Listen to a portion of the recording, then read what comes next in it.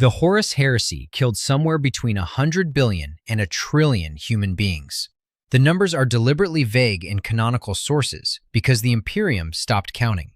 Half the Emperor's genetically engineered sons switched sides and spent the better part of 8 years turning the galaxy's finest military machine against itself before the war ended at Terra and the Emperor was interred on the Golden Throne, where he has remained for 10,000 years, alive in the technical sense, generating the Astronomican, consuming roughly 1,000 psychic souls per day to maintain it.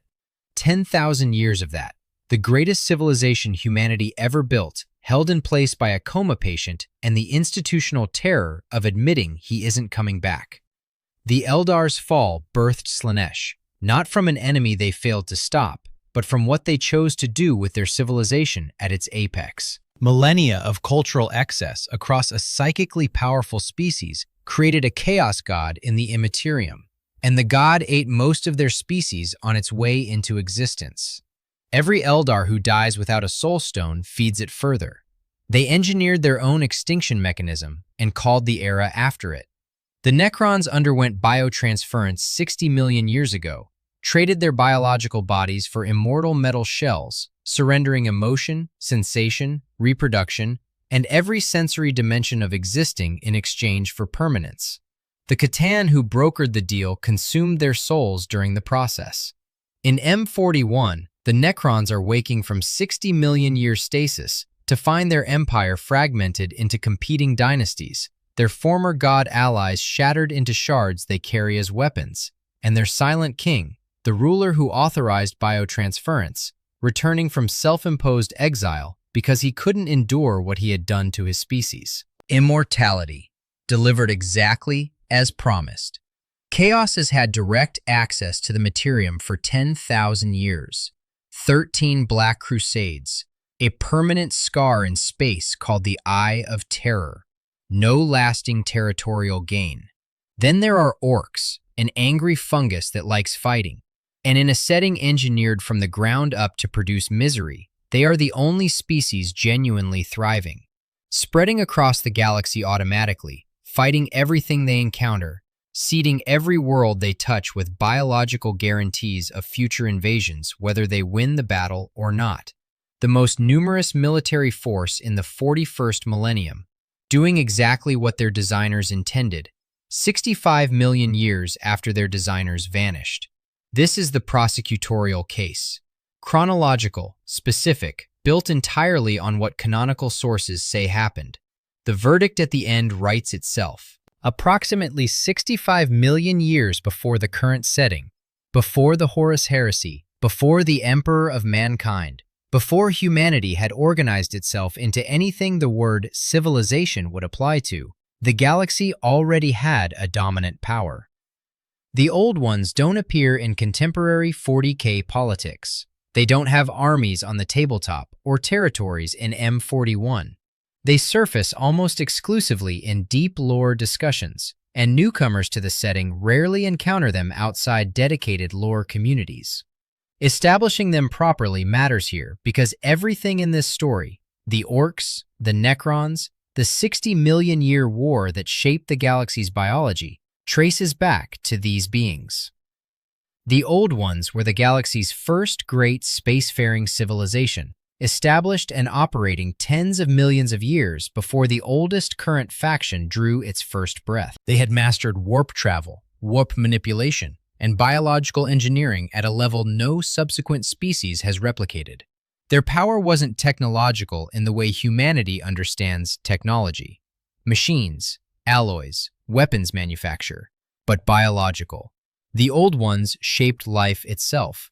They cultivated intelligent species across the stars with the deliberation of a military planner positioning assets across a theater, growing civilizations as tools of a long-term agenda. Multiple species that appear in M41 trace their origins directly to Old One intervention. The Eldar were cultivated under their guidance. The Krork, the ancestral form of the Orcs, were engineered by them from scratch for a specific purpose against a specific enemy. What distinguished the Old Ones from a colonial power was their method. They didn't conquer, they built. They wrote their intentions directly into the genetics of living organisms, constructing species capable of carrying out long-term functions without constant oversight. The species that became the Orcs was their most ambitious military project, the most physically capable life form they ever designed, built for an enemy against which conventional approaches had already failed. The enemy was the Necron tier. The failure had been accumulating for millions of years. The Necron tier homeworld sat in the radiation shadow of an unusually aggressive star. Their species was short-lived, their bodies ravaged by stellar radiation from birth, their lifespans measured in decades. They built a spacefaring empire despite this. The biological pressure of short lifespans drove remarkable technological development, but their civilization was chronically undermined by internal fracture. A species that universally understands mortality makes unstable politics. Their factions competed, their empire fragmented. The Triarch, their ruling council, looked at the Old Ones, ageless, warp-capable, operating on timescales that made Necron-tier lifespans look like a rounding error, and saw both the solution to their biological condition and the source of their deepest rage. The Triarch made a calculation. War against the Old Ones would unify the Empire, and might extract the longevity techniques the Old Ones had refused to share. The logic was brutal, but coherent. A people with nothing to lose in the long term has fewer inhibitions about the costs of war. The Old Ones held them off, for a while. What changed was the Catan. Deep in the material universe, the Necron tier discovered entities of living metal and condensed stellar energy. Beings that fed off starlight, that existed almost entirely within the physical realm, with negligible presence in the warp. The Necron tier offered them what they wanted, biological life energy, concentrated in enormous quantities. In the process called biotransference, Necron tier consciousnesses were extracted from their failing biological bodies and transferred into immortal metal shells. The Catan consumed their biological life energy, their souls in any meaningful sense, during the transfer. What emerged was the Necrons, immortal, metal, effectively unkillable by conventional attrition, with no warp presence to speak of, and therefore no vulnerability to the psychic warfare the Old Ones had built their military strategy around. The math changed overnight. An enemy that couldn't be spent down by attrition, couldn't be significantly affected by psychic attack, didn't need to eat or breathe or sleep, and had just acquired several Catan as allies, presented a tactical problem the Old Ones' existing arsenal wasn't designed to solve. Their warp-based forces, psychically active species, immaterial constructs, the weapons of a civilization that had specialized in working with the Immaterium, hit the C'tan-Necron alliance and found limited purchase. C'tan operated almost entirely in the material realm. The psychic attacks that had served the Old Ones well enough simply didn't translate to this enemy. The Old Ones responded to a physical problem with a physical solution. They sat down and engineered one. The design requirements for what became the Krork were essentially a weapons brief built around a set of impossible parameters. Physically indestructible enough to engage Catan and Necrons at close range. Capable of reproducing without any external support infrastructure.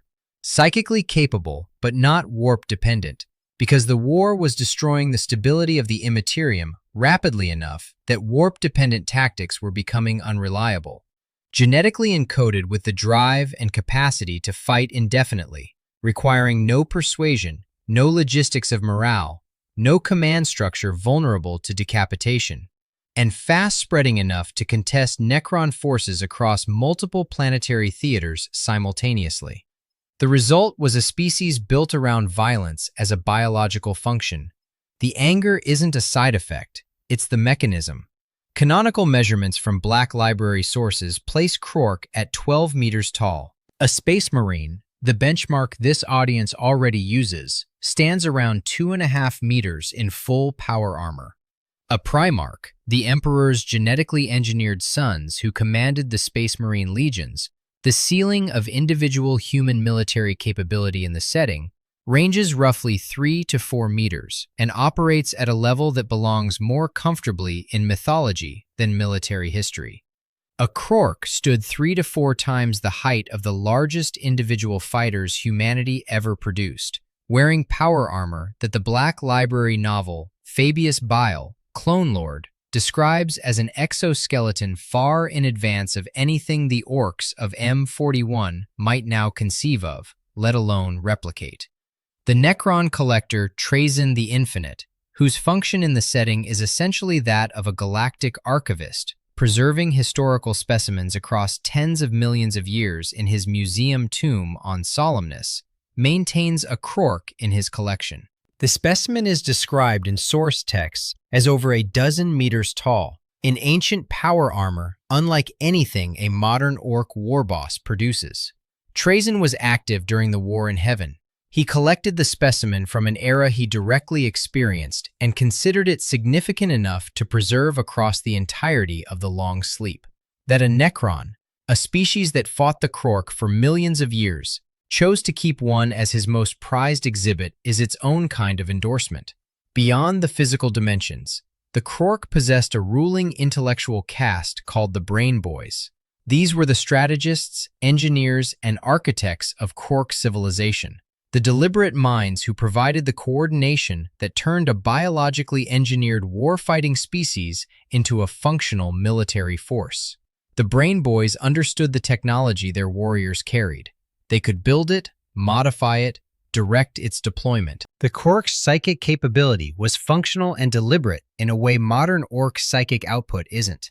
The Waaagh Field that modern Orcs generate is diffuse and collective, rather than intentional and directed. Krork could wield their warp abilities consciously, at a level their descendants no longer approach. The community claim that a normal Krork could outmatch any Primarch individually is one the lore declines to resolve cleanly. What canonical sources confirm is the scale differential, the intelligence gap, the psychic functionality, and the specific design purpose. Krork were engineered to contest C'tan and Necrons at close range, opponents who present physical challenges of a fundamentally different order than anything the Primarchs encountered in their era.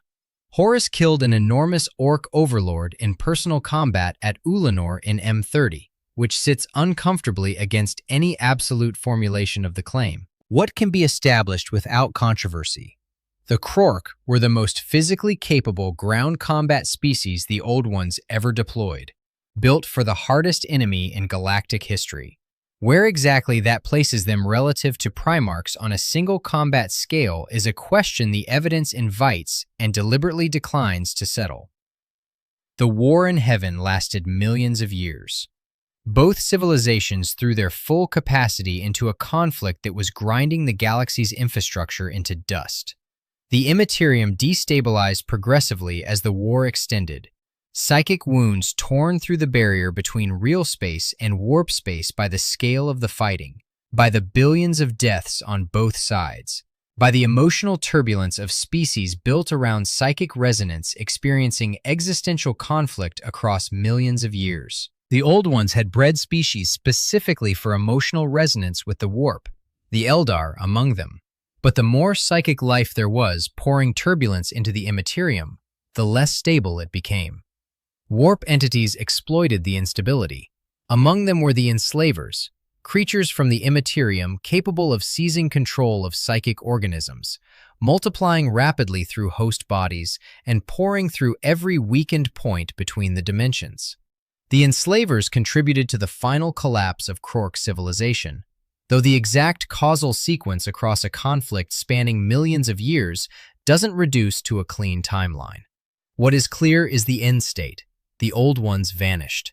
Whether they were destroyed, fled through dimensional gates, or dispersed into the warp, the accounts conflict across sources, and none are definitive. But they were gone. The Krork Empire broke. The Eldar were driven to the galactic rim. The C'tan, having been used by the Necrons as weapons and allies both, were ultimately turned on by the Necrons themselves, shattered into fragments, their bodies destroyed and their essences contained in pocket dimensions to be deployed as weapons rather than obeyed as gods. The Necrons then went into stasis, a 60 million year sleep to wait out the devastation they had participated in producing.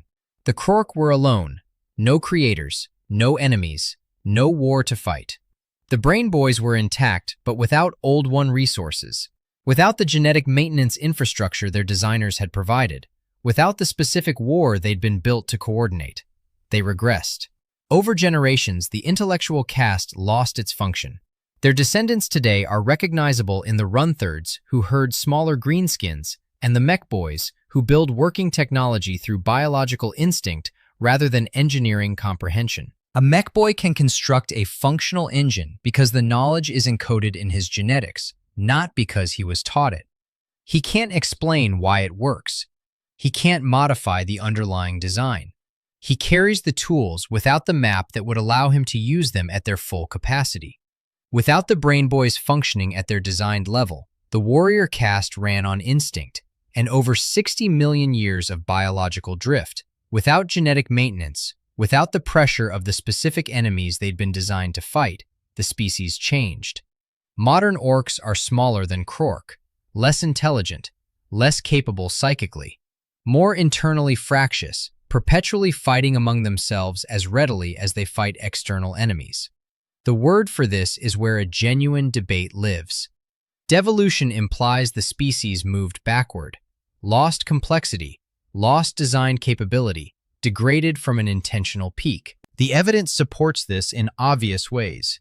Remove the architects of a designed species and the design erodes.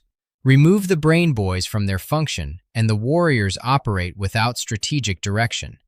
60 million years of that produces a simpler organism. The counter-argument is biologically precise. Evolution has no direction. A species that changes over time is evolving, by definition, regardless of whether the result scores lower by the metrics its designers applied.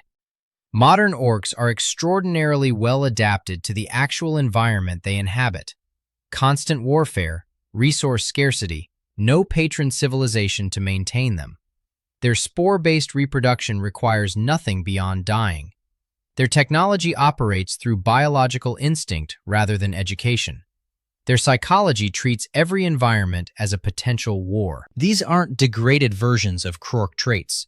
They're a different configuration of the same underlying biological drives, optimized for survival without anyone managing them. The lore itself refuses to settle the question, and in-universe evidence sits on both sides simultaneously. During the War of the Beast, which is where this story goes next, Eldar observers reported that the orcs of that era appeared to be evolving back toward the Krork. The warlord leading that invasion stood 10 meters tall. Given sufficient scale and sufficient accumulation of Waaagh energy, orcs appear capable of recovering something of what the Krork were, not through genetic engineering, but through the biological drives the Old Ones originally installed, pushing upward toward their original configuration under sufficient pressure. That outcome sits awkwardly against a straightforward devolution narrative, and it doesn't fit cleanly into a straightforward evolutionary one either. The lore offers both readings simultaneously and doesn't adjudicate between them. That's where the argument belongs. What is settled, and what makes the structural case airtight, is how modern orc biology actually operates. Orcs are fungal-based lifeforms. They reproduce by releasing spores, continuously throughout their lives and in concentrated quantities when they die. Those spores settle into soil. They germinate over weeks, months, or years depending on conditions, and produce the full orc ecosystem without any deliberate action from any surviving orc. Gretchen first, then snotlings, then full-sized warriors, the biological assembly line running on autopilot. A planet that hosted an orc invasion and where every warrior was subsequently killed isn't a cleared planet. It's a seeded planet. The Imperium declares victory, withdraws its forces, writes the engagement report, and below the surface the spores are already working toward the next wave. Sometimes that wave matures before the garrison has rotated out. The practical military consequence is that there is no biological mechanism by which orc populations can be reduced through attrition the way other factions are vulnerable to. Every major faction in 40K faces an attrition problem. Eldar souls, when not captured in a soulstone, feed Slaanesh. Permanent, irreversible loss, one death at a time. Necron numbers are effectively fixed. They can reconstruct damaged bodies, but can't generate new Necrons. The Imperium produces billions of soldiers, but at material and administrative costs that compound across millennia of war. When Orcs die, their bodies release spores. The Orcs fight, the Orcs die, the spores work. The next wave is larger than the last because the last wave seeded the ground. This isn't a rhetorical point about resilience. It's the literal mechanics of how Orc reproduction functions, and it means that fighting Orcs is structurally closer to fighting a fungal infection than fighting a conventional army. The Waaagh Field, the gestalt psychic emission produced by large concentrations of Orcs in proximity, is a real biological phenomenon that operates more like a weak telekinesis than the omnipotent belief reality manipulation the community shorthand suggests. Orcs collectively believe their vehicles should work. The Waaagh Field provides a small but genuine psychic assist that keeps Orc technology marginally more functional than its construction should allow. The red vehicles go faster because Orcs believe it version of this is amplified beyond what canonical sources support. But the underlying mechanic is genuine, a subtle biological advantage that keeps Orc technology operational in a species with no formal engineering education that builds everything through genetic instinct. The Waaagh Field also scales. More Orcs means more psychic output, which means each individual Orc in a large formation is operating in an environment that makes them marginally more effective than they would be alone. Orc victories generate conditions that make the next Orc victory more likely.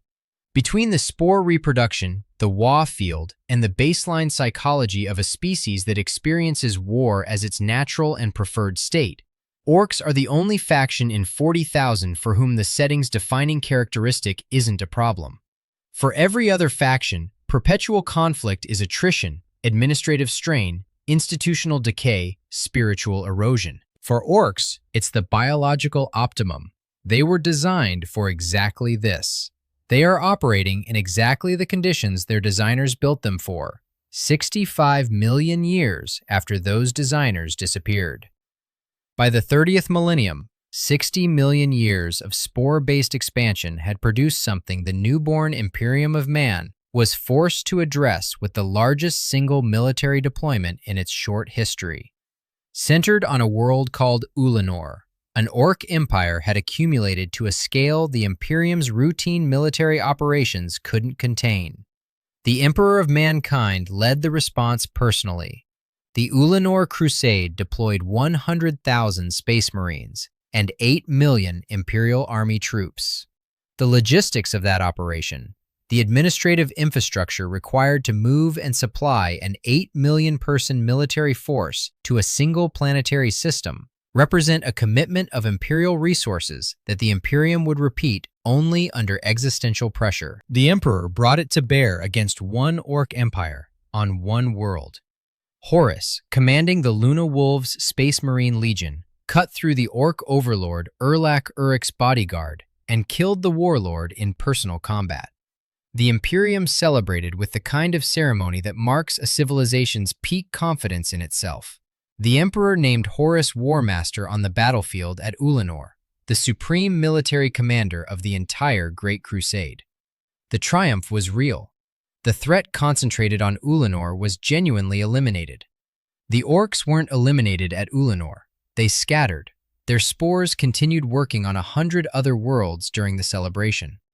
The Emperor returned to Terra to pursue the Imperial Webway project. The Horus Heresy arrived 15 years after Ulanor and occupied the Imperium for the better part of a decade, followed by 15 centuries of institutional rebuilding, consolidating authority, managing the aftermath of civil war, establishing the theological and administrative frameworks of the post-heresy Imperium. Every year of that was a year the Orc spores kept working. The Orcs had no heresy to recover from, no institutional trauma, no theological schism requiring centuries of councils to resolve. They had spores and instinct, and 60 million years of practice. 1,500 years after Ulanor. 1,500 years after the Emperor's greatest triumph over the Orcs, achieved with 8 million soldiers and his direct personal involvement. 544.M32. The galaxy discovered what Orc expansion looked like when it hadn't been checked. The War of the Beast is the argument's climax, and it's the event that most Orc timelines treat as optional. It isn't optional. It's the definitive evidence that the faction everyone treats as comic relief spent 2 years threatening to destroy the seat of the Imperium, at the cost of nearly every institution the post-heresy consolidation had built, and that the institutions created in response are still operational 9,000 years later. Canonical sources describe the invasion beginning in 544 M32 as the greatest greenskin invasion in galactic history, explicitly eclipsing the Ulanor Crusade, which had required the Emperor personally and 8 million troops to contain. The scale of Ulanor had been staggering. What arrived in M32 exceeded it by enough that the Imperium's existing institutions weren't built to respond to it, and spent 2 years visibly failing to do so. The invasion was different from every prior Orc incursion in one specific structural way. It was coordinated. Standard Orc society resists centralized authority as a matter of biology. The largest Orc in any group wins by default, and the second largest challenges immediately. Clans compete perpetually. Unity, when it happens, builds behind a powerful warlord's momentum. A Waaagh accumulates, achieves something, and dissolves when the leader dies and the clans resume their natural state of distributed violence. The Imperium has historically exploited this. The doctrine for fighting large Orc formations relies on it. Kill the war boss, watch the coalition fragment, mop up the remnants. It's a strategy that has worked for 10,000 years because Orc psychology structurally supports it. The warlord the Imperium came to call the Beast eliminated that vulnerability at a scale no Orc had previously demonstrated. He unified the Orc clans, not a regional coalition, not a temporary alliance of convenience, but a coordinated, galaxy-spanning military operation functioning with a coherence that Orc psychology fundamentally shouldn't permit. Whatever the Beast was, whatever accumulated mass of Waaagh energy and biological pressure had produced him, he represented a version of Orc capability that the Imperium's entire doctrine for fighting Orcs had no answer to. Kill the war boss and watch the coalition fragment. The coalition didn't fragment. It aimed at Terra.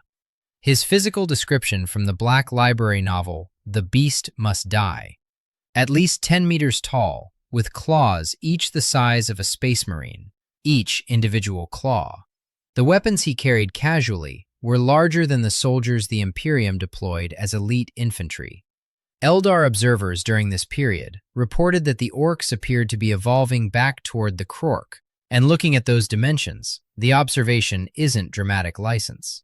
The Beast was approaching the scale of the species the Old Ones had designed 65 million years earlier. The same biological drive the Old Ones had installed, given sufficient pressure and sufficient accumulation of Waaagh energy, was pushing the Orcs upward toward their original configuration. The war in heaven was echoing, in compressed form, in M32. The Beast Arises series covers this war across 12 Black Library novels. Within those books, the Beast is depicted as capable of addressing the Imperium in High Gothic, the formal ceremonial language of humanity's governing institutions, used in imperial pronouncements and ecclesiastical documents, not in battlefield taunting. An Orc speaking High Gothic with apparent comprehension is an Orc that has either developed cognitive capability beyond anything the standard Orc biological profile suggests, or has become something that uses Orc biology as a chassis for something else entirely. That capability originates in the novel series and doesn't appear uniformly across every canonical source. It belongs to the dramatic context of those 12 books, and anyone who has read them understands exactly what it costs the narrative when it first lands. What is confirmed without qualification in canonical sources, Orc forces during the War of the Beast reached Terra, the capital world. the planet where the Emperor sits on the golden throne, sustained by psychic sacrifice from 1,000 souls per day, the geographic and symbolic center of a civilization spanning hundreds of thousands of worlds. Not a border system the Imperium was contesting at the edge of Orc territory. Not a staging world where supply lines could be cut. Terra itself, the planet the Imperium treats as so foundational that its defense is the organizing principle around which every other military calculation is made. Orc attack forces reached it in 544 M32. The High Lords of Terra were in political crisis for the duration of the war. The council governing the Imperium in the Emperor's incapacitation, the body responsible for coordinating humanity's defensive and administrative response to existential threats, fractured throughout the War of the Beast. Chapter masters argued about authority and precedent, while Orc forces operated on the outskirts of Sol. The post-heresy consolidation had produced an Imperium structurally capable of administering itself under normal conditions, and structurally incapable of the kind of rapid, centralized response a coordinated, galaxy-spanning Orc invasion demanded. The war exposed the gap between those two states with considerable precision. Throughout 544 and 545 M32, the Imperium threw everything it had at the invasion and found it insufficient. The scale of Orc forces had simply exceeded the capacity of the doctrine built to contain them. The unified Orc military, something that shouldn't have existed, something that violated 60 million years of precedent about how Orcs behaved, was operating as though it had absorbed every lesson from every prior Imperial campaign against Orc forces and planned around them. The kill the warboss strategy couldn't land because the warboss was surrounded by an unprecedented concentration of Orc military power and shielded by the organizational momentum of an entire unified species. By 546 M32, 2 years into the war, the Imperium arrived at a conclusion. The only viable path to ending the conflict was to invade Ulanor Prime, the Orc homeworld, the stronghold of a unified Orc empire at the height of its power, and kill the beast on his own ground. Ulanor again, the same world the Emperor had secured in M30 with 8 million troops and his own presence. The Imperium was returning under crisis conditions to kill a warlord who had already demonstrated the capacity to reach Terra. Canonical sources describe the measures employed as extreme and desperate. These aren't euphemisms deployed to soften the reality. They are the Imperium's own institutional language for operations that fell outside the range of what standard doctrine could authorize. The invasion of Ulanor Prime went forward. The beast was killed. The unified Orc force, stripped of the specific organizational intelligence that had held it together, fragmented back toward the standard Orc state. Enthusiastic, distributed, no longer aimed at a single target with coordinated intent. The threat posed by the coordinated invasion collapsed with the warlord who had created it.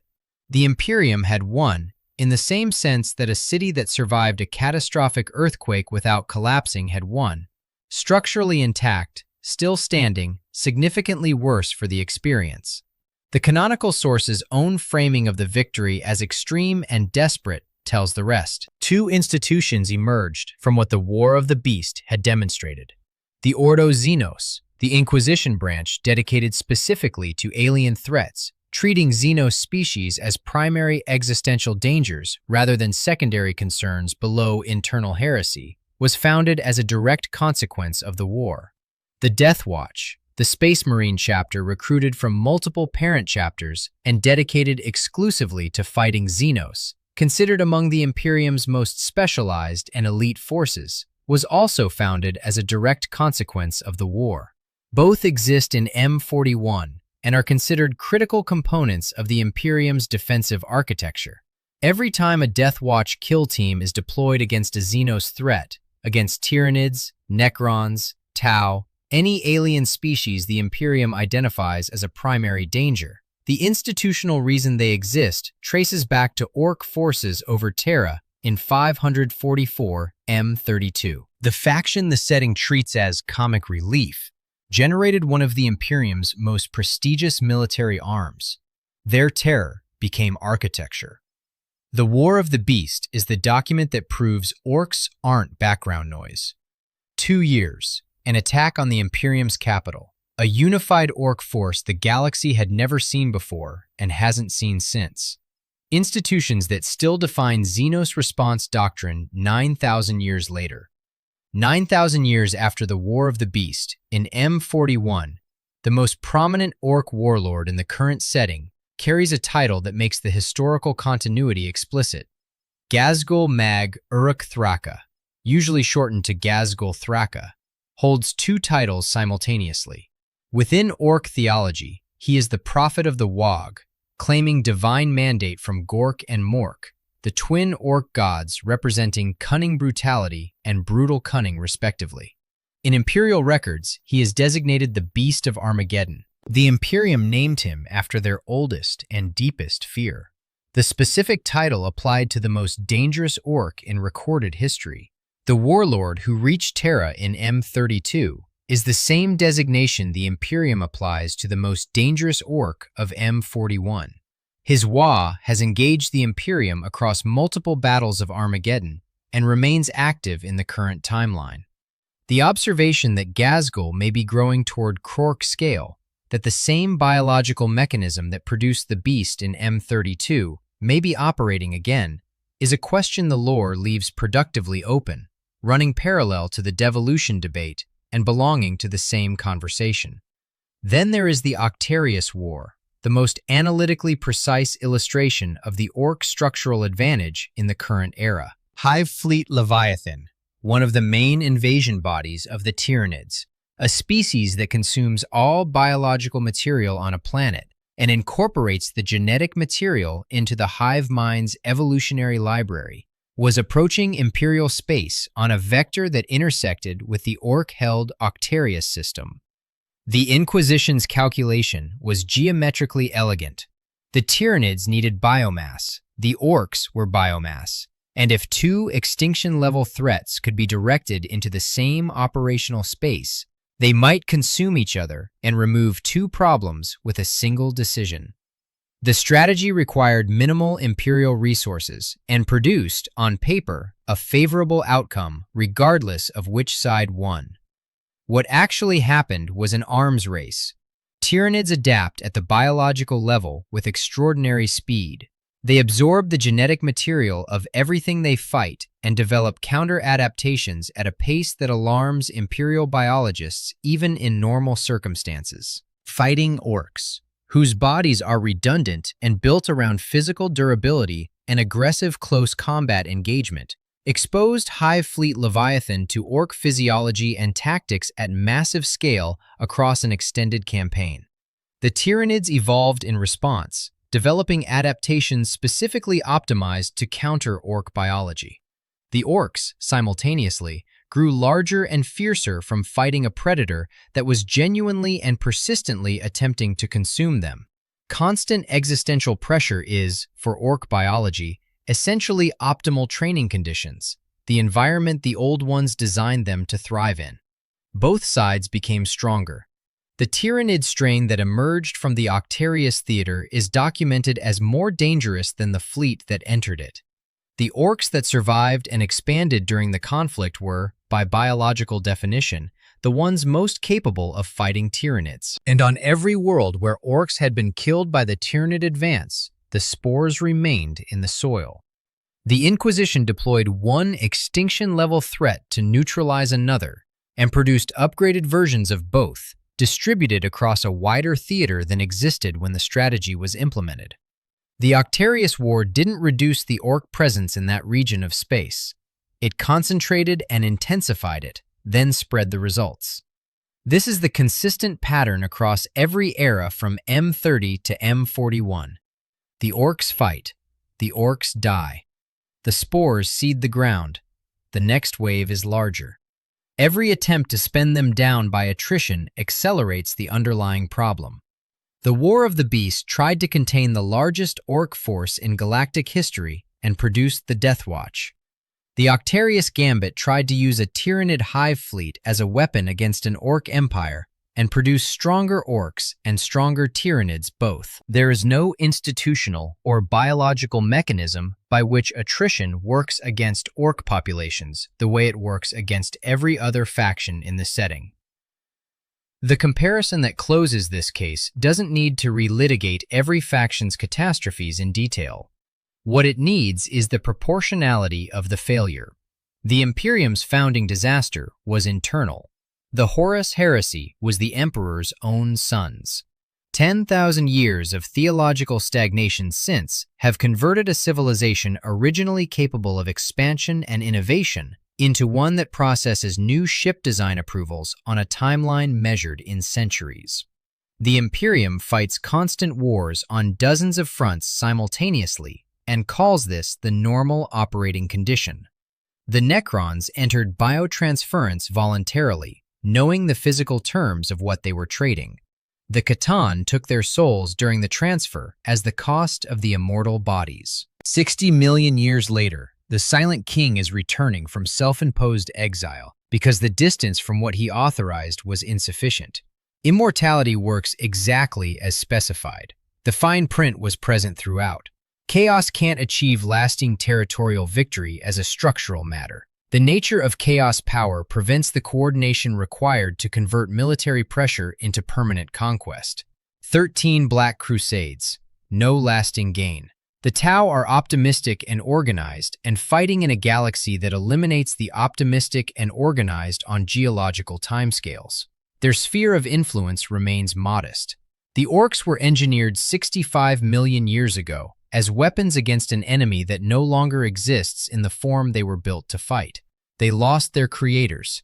They lost the Brain Boys. They spent 60 million years getting smaller and less capable by the metrics the old ones had used to design them, and they are still the most geographically widespread military force in the 41st millennium, spreading automatically, fighting everything, producing new invasions from the bodies of dead orcs, running the exact biological program the old ones wrote for them, in a galaxy that has spent 65 million years failing to produce conditions they can't thrive in. The Emperor has been on the Golden Throne for 10,000 years. The Eldar carry their dead in stones and watch their population continue downward. The Necrons have their metal bodies and 60 million years of accumulated understanding of what they cost. Orcs have a war every morning. The galaxy keeps scheduling more. Subscribe for more stories like this.